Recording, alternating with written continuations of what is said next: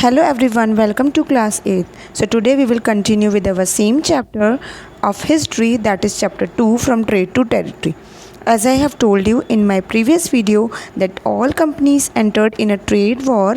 English East India Company and its rival companies like Dutch, Portuguese, French, they started war against each other. In this war, they started sinking ships of their rivals, blocked routes and fortified their trading posts. एक दूसरे के ships को डुबोना, सी root को block करना, ये सब ये क्यों करते थे? So that they can not enter in India easily. Third step was of fortification. अपने ट्रेडिंग पोस्ट को चारों तरफ से ऊंची वॉल्स बनाने लग गए. Also they started engaging there separate army. Fortification वो इसलिए किया करते थे क्योंकि जब किसी को आप हार्म पहुंचाते हो तो रिटर्न में वो भी आपको नुकसान पहुंचाते हैं, यानी ये उनके राइवल्स की बात हो रही है. तो in order to safeguard और protect themselves they started fortification and engaging army also. Now there must be losses also of this fortification and unnecessary wars. Let us see those losses. Indian kings who have given them permission to trade, finally kings become against of these English East India Company and other companies also, because they took permission for trade, but what they were doing, they were sinking ships of each other, creating rivalry, also fortification along with engaging separate army. जो Indian Kings थे उन सब ने उनको permission दी थी trade करने के लिए, बट ये सब लोग यहाँ पर कंपनीज क्या कर रहे थे, एक दूसरे के साथ वॉर कर रहे थे, एक दूसरे की शिप्स को सिंक कर रहे थे. इसलिए किंग्स यहाँ से इनसे बहुत नाराज़ हो गए. Now English east India company have basically two types of enemies. One was of European rivals and another one was Indian Kings. तो इस तरीके से हम देखते हैं इनके दो तरीके के राइवल एनिमीज़ खड़े हुए. तो आज हम टॉपिक पढ़ने जा रहे हैं the British conquest of Bengal. Carnatic wars I will explain you my another video. Finally, East India Company begins trade in Bengal and they set up factory on the banks of river Hooghly 1651. Company made its warehouses and offices. What are warehouses? Warehouses जहाँ पे हम products को safely रख सकते हैं. Not only this, by 1696 it began building fort around the settlement. अपने आप को सेटल करने के लिए इन्होंने वहाँ पर फोर्ट भी बनाना स्टार्ट कर दी, जिसमें से हम एक फोर्ट के बारे में बात करेंगे, Calcutta fort. After 2 years company के कुछ ऑफिसर्स ने क्या किया, एक अपने ऑफिसर्स को ब्राइब दी. By this they achieve diwani rights of 3 villages including Kalikata, जिसे आज हम कोलकाता के नाम से जानते हैं. Diwani rights are allowances in which you are allowed to collect revenue from particular place. Revenue is a very good source of income that we have studied in chapter 1 in topic major developments under the heading of economic changes. So when company got Diwani rights of, here company got the rights of Diwani in Kalikata. Now the company persuade Emperor Aurangzeb to issue फरमान. अब company ने औरंगज़ेब को persuade किया कि वो फरमान issue कर दें to trade in India. If you remember, we have studied one word, charter. This was a written permission which was issued by Queen Elizabeth. Similarly, this farman was also a written permission which was issued by an emperor Aurangzeb. Now you might be thinking that Aurangzeb died in the starting of the chapter, as I have discussed with you all. But if you remember the year in which company enters, that was 1600 and Aurangzeb died in 1707. So I am talking about between this period from 1600 to 1707. So when Aurangzeb gave farman to company, they have been allowed to duty free trade in 1717. Duty free trade का मतलब ये हुआ कि company को किसी भी तरह का टैक्स नहीं देना पड़ेगा. And this was a plus point for a trade. But this right was grossly misuse by company officials who traded privately. Actually, Aurangzeb said that whenever company will make any trade or deal, only that trade will be considered duty free. But जो company के officers थे, इन सब ने अपने छोटे मोटे side में business start कर दिए थे। उनको रन करने के लिए ऑफिसर्स ने क्या किया, पासेस का मिसयूज़ करना स्टार्ट कर दिया। ये टैक्स नहीं देते थे और ये कहते थे कि हमारे पास एम्परर का दिया हुआ फरमान है, और फरमान में ये साफ साफ मेंशन है कि आप ड्यूटी फ्री ट्रेड कर सकते हो, जहाँ पर हमें टैक्स पे करने की ज़रूरत नहीं है। Now, what was the effect of this?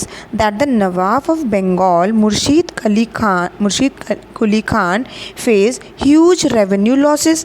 अब कोई भी किंग के लिए रेवेन्यू होना बहुत ज़रूरी होता है, because on the basis of this revenue system only the king runs all his expenses related to kingship.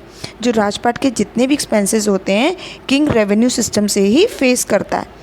Now Murshid Ali Khan became against of company because he was facing huge losses. In the same way, arrival of successor, जब मुर्शीद कुली खान के बाद उनके जो successor आए, जिनका नाम था Ali Vardi Khan, he was a very strong ruler of Bengal, जो कब से कब तक रहे, 1740 से 1756 तक रहे। He also become against of company. Also, he said that company is misusing of farman. This should not be done. After this, successor of Ali Wardi Khan, Siraj-ud-Dawla, became a king in 1756. Just like his preceders, जैसे जो इनके preceders थे, मुर्शीद कुली खान थे, अली वर्दी खान थे, जैसे इसके preceders थे, same way में he was also against of this company. Because of this company only, kings were facing huge revenue losses. Now what he did means, what Siraj-ud-Dawla did, he refused all the grants to Britishers, further trade concessions, also privileges to the EEIC that was given by the Siraj-ud-Dawla. Actually, Siraj-ud-Dawla wants to control over the company. So what steps he took? He started asked the British to immediately stop fortifying and pay revenue.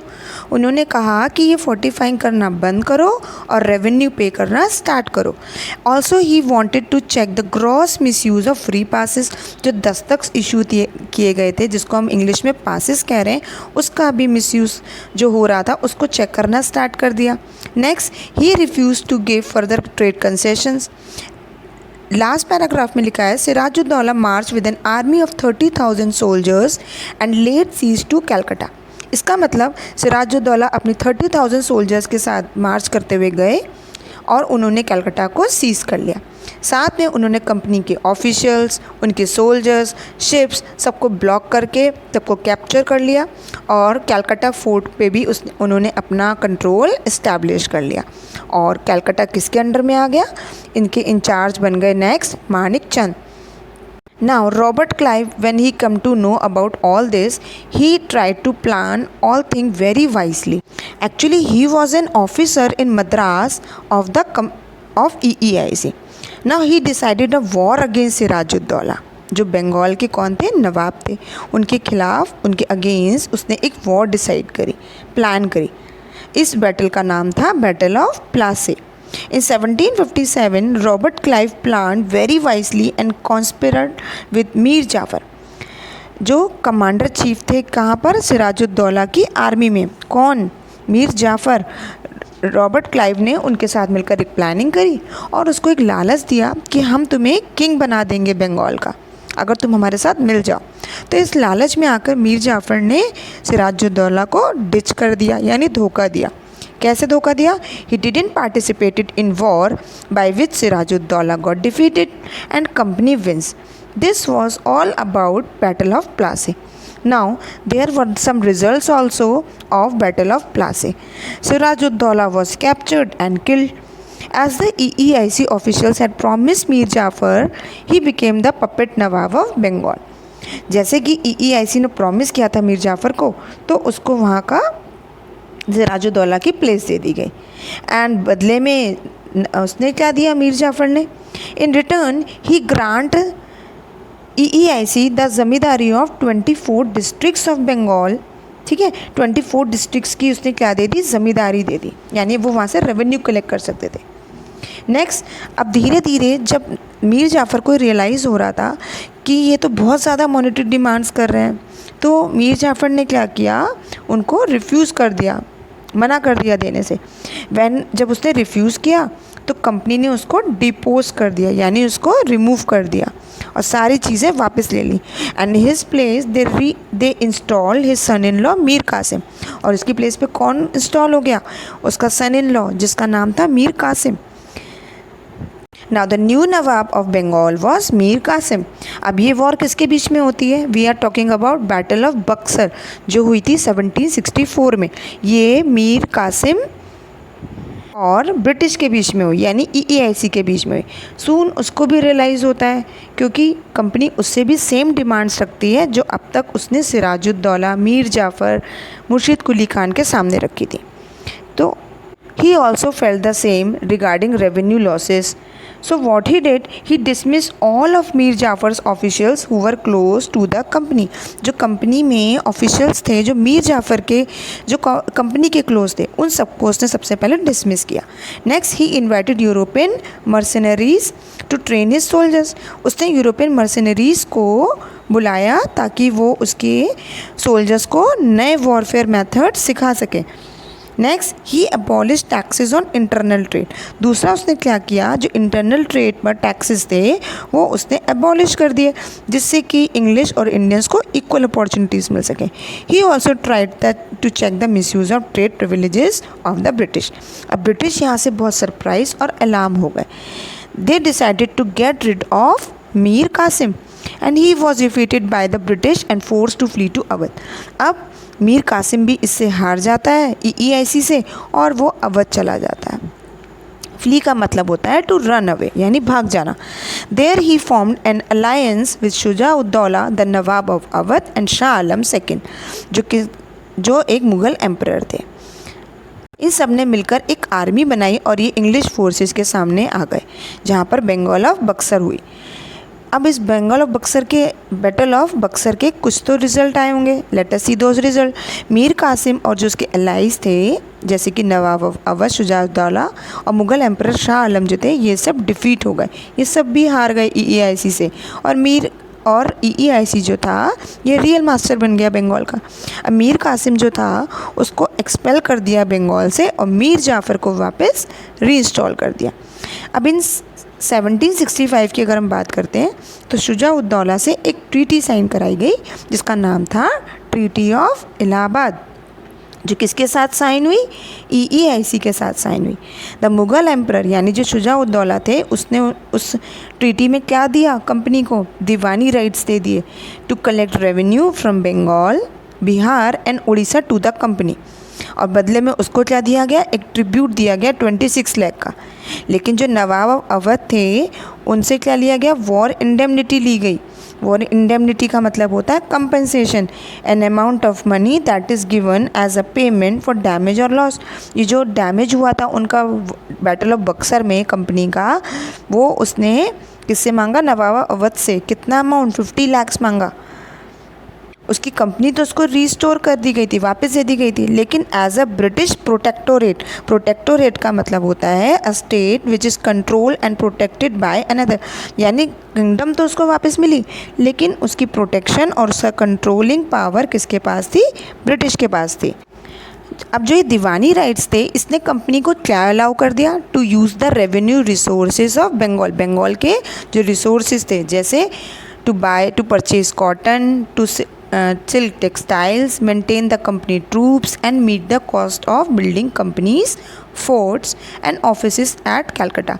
ये वही सारी demands हैं जो उन्होंने और nawabs के सामने रखी थी, जैसे फोर्ट बनाना, ठीक है, ऑफिसेस बनाना, अपने वेयर हाउसेस हो गए, और बिल्डिंग को बनाने का जो खर्चा है वो सारा अमाउंट, ठीक है, अपनी कंपनी ट्रूप्स को मेंटेन रखना और परचेजिंग करना जो भी वहाँ का मेन आइटम है।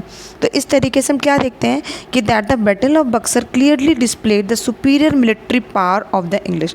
यहाँ पर हमने क्या देखा कि यहाँ पर मिलिट्री पावर मिलिट्री की पावर हमने देखी जो किसके पास थी, इंग्लिश के पास थी। अब बैटल ऑफ प्लासी के बाद अगर हम देखते हैं तो जो एक्चुअल नवाब थे ना बंगाल के, they were forced to give land and vast sum of money as personal gift to EEIC official. उनसे फोर्सफुली क्या कि आप लैंड दे दो, पर्सनल गिफ्ट दे दो, जो किसकी फॉर्म में था, मनी की फॉर्म में था। किसको दिया गया, कंपनी ऑफिशियल्स को दिया गया। In this manner the company officials of the company amassed huge wealth and began to copy the lavish life style of Indian prince. अब इन्होंने क्या स्टार्ट किया, जो कंपनी का जो नवाब का लैविश लाइफ स्टाइल हुआ करता था, बिल्कुल उसको सेम कॉपी करने लगे। और जब ये इंग्लैंड में वापस गए तो they were often mockingly referred to as nabobs. इन्हें वहाँ पर इंग्लैंड में नैबॉब्स कहा गया। नैबॉब वर्ड जो है ये एक उर्दू वर्ड से डिराइव किया गया है जिसे हम नवाब कहते हैं।